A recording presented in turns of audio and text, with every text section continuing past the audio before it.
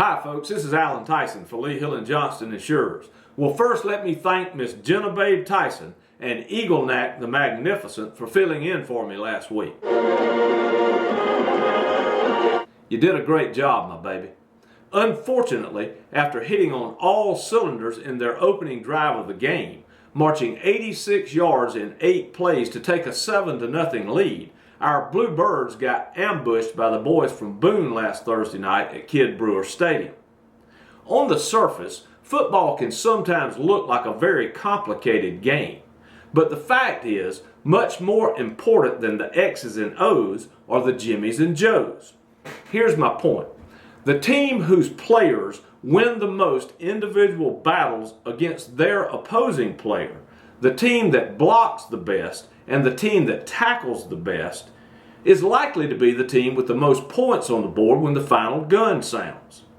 Now, as much as I feel like I might be about to throw up in my mouth, I have to admit that last week in the hills of North Carolina, the Mountaineers won more individual battles. They blocked better than we did, and they tackled better than we did. The result, a 31-13 loss for our Bluebirds. Their first in conference play since joining the Sun Belt. Dust yourself off, Big Blue, because we got a lot more work to do. As for today, for the second season in a row, the prettiest little stadium in America is being showcased on a Thursday night nationally televised game, as Texas State is in the borough to play football for the first time ever.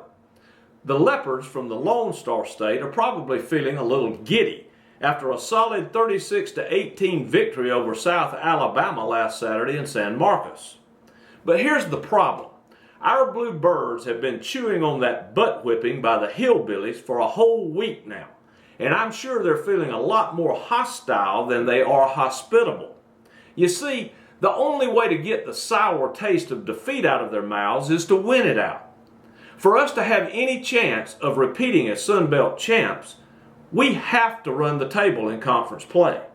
Combine that with the fact these strays from just north of San Antonio have one of the worst defenses in the country, and I look for our men in blue to come out floating like a butterfly and stinging like a bee as we clobber this clouder of kiddies from Cottonwood Creek and become bowl eligible for the first time in school history.